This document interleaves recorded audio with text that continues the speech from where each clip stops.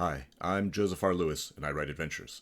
And today I'd like to talk a little bit more about my upcoming adventure, The Lovely Jade Necropolis.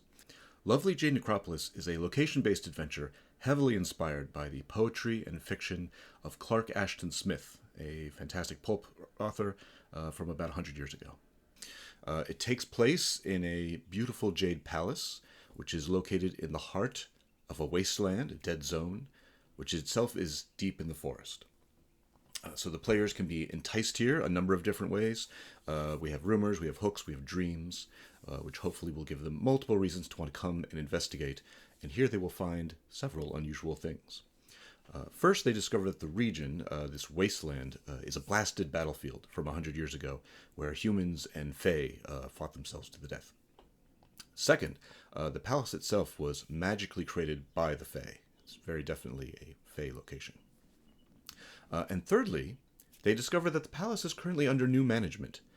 Two necromancers, a twin brother and sister, have discovered the abandoned palace. They've reanimated all of the dead humans as their servants and soldiers. And then they turned against each other, as villainous people inevitably do. And all the while this is happening with the necromancers, from the shadows, the surviving Fae from long ago are quietly working to undermine and defeat the necromancers and their undead servants. And frankly, all of humanity, they are very put out with humans in general. So there's a lot going on. The good news is that this palace, now Necropolis, is full of ancient treasures and bizarre weapons, powerful magics, lost knowledge. There's lots of stuff to find and collect and take away from this place. So hopefully the players are going to want to go in and mess around and get into trouble. So that's the high-level pitch. The players have the opportunity to explore this huge, strange place full of powerful things, magical objects, tragic tales of things that happened in the past. There are three main factions to interact with, these two necromancers and the one Fae Twilight Empress. And there are 5 maps full of locations to explore. There's the wasteland outside, the west wing, the citadel, and the east wing of the palace itself, and the labyrinth of caves located underneath the palace. The book has a beautiful cover by Goran Golovic, and it's full of art by me. It's digest-sized, about 80 pages, about 100 locations, and it is for Shadowdark, Old School Essentials, and Cairn from levels 3 to 5. Well, obviously Cairn doesn't have levels, but you know what I mean. So that's the overview, and if you want to avoid all the intense spoilers, now's the time to pop out. Still here? Cool. Let's dive in. So first off, elephant in the room. How is this adventure written for 3 very different systems? So Shadowdark, Old School Essentials, and Cairn. The text of the adventure itself is fairly system neutral. It uses a lot of plain language. It's very straightforward. And at the back of the book, there are 3 system guides. Each guide is just a 2-page spread.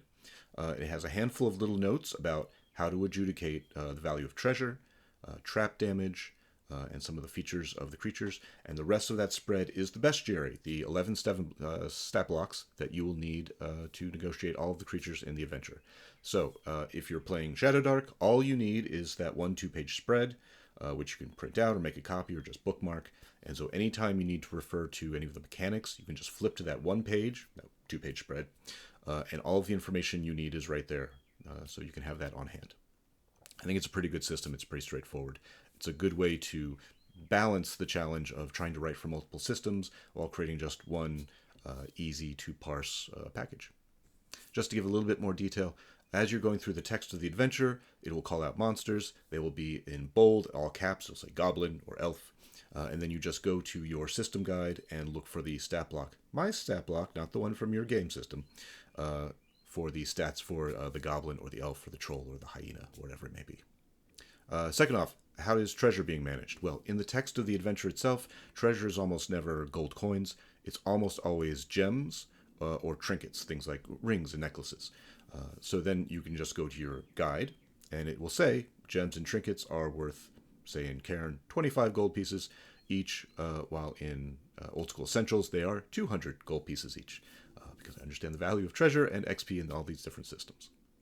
And thirdly, there are only 8 places in this entire adventure where there is some kind of trap or hazard where I thought it was appropriate to tell the GM you should have a check or a roll or a save in this location. And what I did in those 8 places is it just says roll versus petrification, roll versus drowning. And it's called out in the text that this is the language being used. There's a whole section about the roll versus, where I'm leaving it up to the GM to adjudicate, to make whatever call they think is appropriate for making the check or the save. And obviously, for something like Old School Essentials, that's very obvious. We roll, save versus paralysis for this petrification thing. Or if you're being chased by something, then it's probably going to be some kind of dex save. You know your system, and there are only 8 times it gets called out. You may only encounter 4 of them when you run the adventure. So I'm trusting the GM to adjudicate those. I think it's pretty straightforward. All right, that's enough about system stuff. Let's talk about the adventure. So we have 2 factions of undead and 1 faction of the Fae. The undead include some pumped up zombies, some huge feral horrors, swarms of ghosts, and the very much alive controllers of them, the 2 necromancers, the brother and the sister. The brother, Lord Marfest, he just wants to party. He has sort of a Hotel California thing going on in the West Wing. He wants to have friends. He wants music and dancing. He wants everyone to like him and be happy. And he's not very particular about whether or not you're alive or dead when that's going on, as long as he's having a good time. His sister, Rugera, Lady Rugera, she just wants to rule the world. And she's building an army of the undead in the Citadel.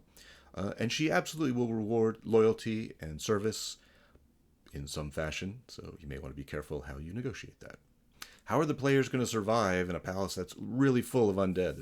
In all these sections, there's undead everywhere. Many of them are zombies, and some of them are these huge horrors that come bursting through a wall and tear you apart. Well, the good news is the undead probably aren't going to try to kill you right away. Most of them are under orders to capture people, to bring them in, to interrogate them, bring you to their leader. So you have opportunities to talk to the bad guys, discover how powerful they are, try to negotiate, play the sides against each other, and manipulate the story that way to buy you time to investigate and learn more. So things that you can learn that salt repels the undead. So if you sprinkle a line of salt along the floor, you can create a barrier, and now the zombies can't get to you. That's fantastic. You've trapped them in a room, or you've kept them out of your room. The bad news is it's just salt. So if there's a gust of wind or a trickle of water or an animal walks through and scatters it, the zombies are coming right on in. So it's a useful tool, but it's not perfect. Also, the undead are very vulnerable to holy water, and there are several sources of holy water in the palace, so you can find that and use it. But of course, it is a limited resource, and if you roll badly, it's not going to do you any good anyway. But it is there, and it is highly effective when you roll well, so that's great. In addition to the things that are effective against the undead, there are also a handful of things that are very effective against these 2 necromancers. There are a handful of items that basically make the wearer immune to necromancer magic, which is very good, because fighting the necromancers, they have a lot of magic, which is not just controlling their undead, it's also doing things to you, like controlling your bones. So it would be great if the necromancers couldn't do that. So if you can find all these resources and leverage them, a smart player can absolutely outmaneuver these hordes of undead and their very powerful necromancer rulers. And that brings us to the Fae. So in this adventure, the category Fae refers to 5 different creatures. It is pixies, which are tiny little feral tooth fairy things from Hellboy, which are very scary. There are goblins. There are trolls, which are basically huge mutant goblins. There are hags, which are basically mutant elves, and there are elves. They all have violet skin and gold eyes, and they have pointy heads. They don't have pointy ears, because I thought, I'm tired of pointy ears. They control the east wing of the palace, and they are ruled by the Twilight Empress Zenobia.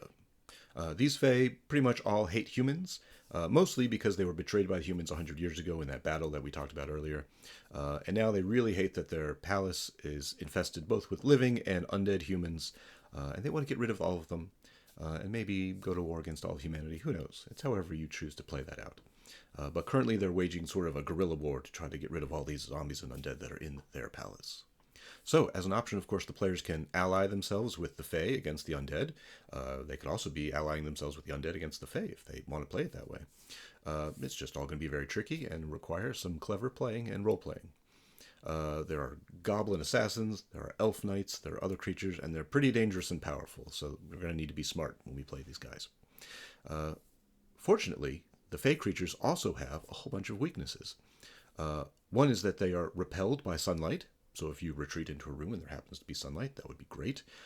Spoilers, there's not a lot of sunlight inside this dungeon.